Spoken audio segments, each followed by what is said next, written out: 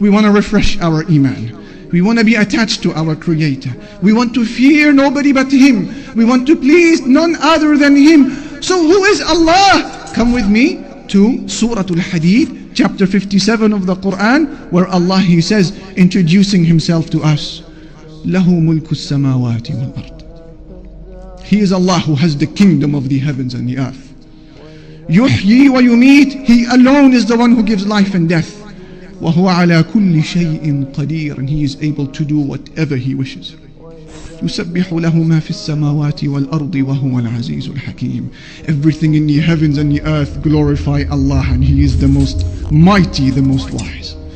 Ya Allah, هَلْ تَعْلَمُ لَهُ سَمِيًّا. Do you know anybody who shares even one of these characteristics with Allah? Who is Allah? Come with me to chapter 6 of the Quran, Surah Al-An'am. Allah says, وَعِنْدَهُ مَفَاتِحُ الْغَيْبِ وَعِنْدَهُ مَفَاتِحُ الْغَيْبِ لَا يَعْلَمُهَا إِلَّا هُ. He has the keys to the unseen. No one knows them except Him. وَيَعْلَمُ مَا فِي الْبَرِّ وَالْبَحْرِ. And He knows everything that is on land and everything that is within the sea. وَمَا تَسْقُطُ مِنْ وَرَقَةٍ إِلَّا يَعْلَمُهَا. And there isn't a single leaf that falls from any tree except that Allah has knowledge of it. وَلَا حَبَّةٍ فِي ظُلُمَاتِ الْأَرْضِ. And there isn't even a grain within the darknesses of the land. وَلَا رَطْبٍ وَلَا يَابِسٍ. Nor is there anything moist or anything that is solid إِلَّا فِي كِتَابٍ مُبِينٍ. Except that Allah has knowledge of it. It is written within a clear record. La ilaha illallah. We bring to your attention, dear brothers and sisters in Islam, the description of just one of Allah Almighty's creation.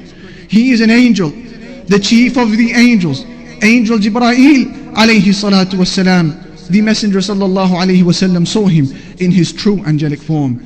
Ahmad narrates in his Musnad that Abdullah ibn Mas'ud, the companion, he said, رأى رسول الله صلى الله عليه وسلم جبريل في صورته. رأى رسول الله صلى الله عليه وسلم جبريل على صورته له 600 جناح كل جناح منها قد سد الأفق يسقط من جناحه من التهاويل والدر والياقوت ما الله به عليم. He says the Prophet ﷺ saw Angel Jibreel in his true angelic form, and he had no less than 600 wings, and every one of those wings was huge enough to fill the horizon and cover the skies. One wing spread out covers every cloud, covers every star, covers the sun and the moon, covers every inch of that blue sky that we see. One wing. What then can you make of 600 wings? And if this is the majesty of just one of Allah Almighty's creation, what then can you make of the beauty and the majesty of the Creator Himself? La ilaha illallah. I bring to your attention, dear brothers and sisters, yet a second creation from Allah Almighty.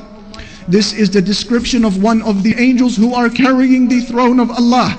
Abi Dawood narrates in his Sunan on the authority of Jabir that the Messenger sallallahu alayhi wasallam said, أذن لي أن أحدث عن ملك من ملائكة الله من حملة العرش ما بين شحمة أذنه وعاتقه مسيرة 700 عام. He said عليه الصلاة والسلام, Allah has given me permission to give you, O Muslims, a description of just one of the angels that are carrying the throne of Allah. He said the distance between his earlobe and his shoulder is the distance of 700 years worth of travel. If that is the distance between his ear and his shoulder, a hand span of a distance for us human beings, what then about the size of the rest of this angel? What then about the enormity of the rest of his body? If this is the size of one of the angels who are carrying the throne of Allah, what then about the enormity of the throne of Allah itself? And if this is the size of the throne of Allah, what then about the Lord and the King of the throne? The ni'mah of seeing. Today we've forgotten. Today you and I think what? That to see I need a pair of eyes. You're wrong. Because there are millions around the world that have eyes, but they can't see. It is Allah that allows you to see. Today you think to hear, I need a pair of ears. You're wrong. Because there are millions around the world that have ears. They're stuck on their heads. but they can't hear, my brother. It is Allah that allows you to hear. Today you think to walk, I need a pair of legs. You're wrong. There are millions around the world that have legs, but they can't walk. It is Allah and Allah alone that allows you to walk. Allah, not you. Allah, not you. Allah doesn't need you, my brother. Allah doesn't need me. Allah doesn't need us.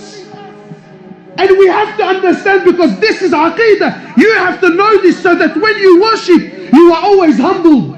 When you worship Him, you never have pride. When you worship Him, you never have arrogance. Because you know, at any given point in time, I am where I am only through His mercy. Only through His rahmah, I am where I am. Not because of your own actions. And to know with depth, with yaqeen, with certainty, that Allah, the King of Kings, doesn't need anyone. He doesn't need anyone, my brothers. Wallahi, everything you see around you, everything. Today, the Muslims have so much fear in their hearts. Fear of the kuffar, fear of the West, fear of laws, fear of regulations, fear of this and fear of that. But to know that Allah Azza wa Jal is not in need. Wallahi, my brothers, wallahi, I take an oath by Allah. You have to come to terms. You have to come to believe with certainty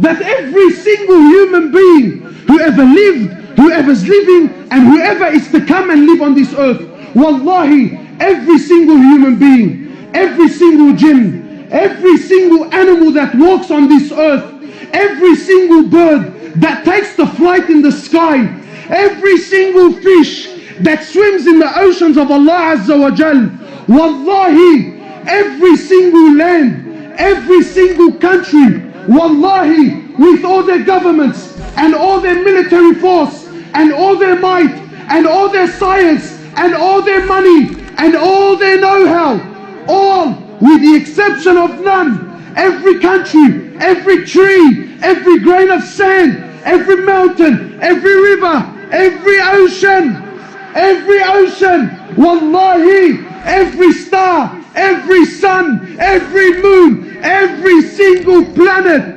every single angel, the billions and billions and billions of angels, all of them, with the exception of none, Mikael, Jibrail, Israfil, all, the first heaven, the second heaven, the third heaven, the fourth heaven, the fifth heaven, the sixth heaven, the seventh heaven, the ocean above it, the eight that carry the throne of Allah, the arsh of Allah, all are dead, all are dead. Nothing moves, nothing stops, nothing makes, nothing breaks, nothing gives, nothing takes, nothing rises, and nothing falls, nothing harms, and nothing benefits in Allah. And until this yaqeen and faith is in your heart, that nothing, that everything is dead, everything, except Allah. Allah doesn't need anything, anyone. No prophet, no angels, no jinn, no ins. We need Him. He's Al-Hayyul Qayyum. He's the ever-living. So you might say, brother, I'm alive. What's so special about that? I'm living. Yeah, but your living is dependent on His existence. He's the first with no beginning. He's the last with no ending. He is Allah. He is Allah. Al-Malik.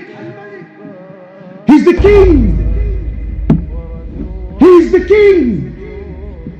He's the one who on the Day of Judgment, when everything will come to an end, when Allah Azza wa Jal will order the destruction of every living creature, when Allah Azza wa Jal will order the destruction, the death of every human, of every animal, of every jinn, of every angel, until there comes a point where there is absolutely nothing in existence except Allah.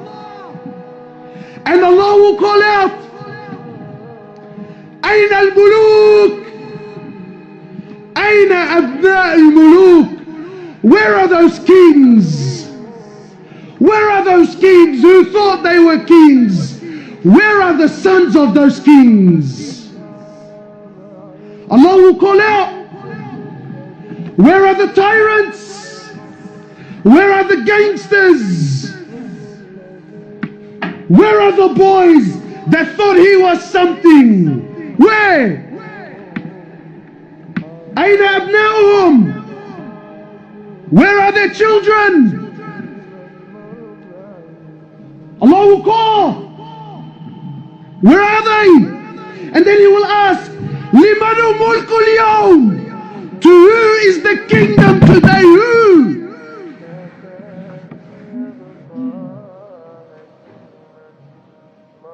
Nothing will answer. Allah Himself will answer. Today it's to Allah, the one and only. Allah asks, أَلَمْ تَرَ أَنَّ اللَّهَ يَسْجُدُ لَهُ مَنْ فِي السَّمَاوَاتِ وَمَنْ فِي الْأَرْضِ.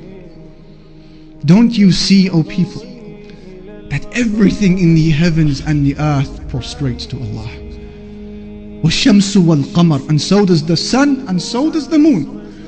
وَالنُّجُومُ وَالْجِبَالُ, and so do the stars, and so do the mountains. وَالشَّجَرُ وَالدَّوَابُ, and so do the trees, and so do the moving creatures. وَكَثِيرٌ مِّنَ النَّاسِ, and so do many people. وَكَثِيرٌ حَقَّ عَلَيْهِ الْعَذَابُ, and many people will be punished. Ya Allah. Isn't that amazing? From all of creation that's in existence, they are all in submission, all in sujood to Allah, whether we see it or realize it or not. And the only exception is a minority who happen to be from the weakest of all creation. He is man. He and the jinn, they refuse.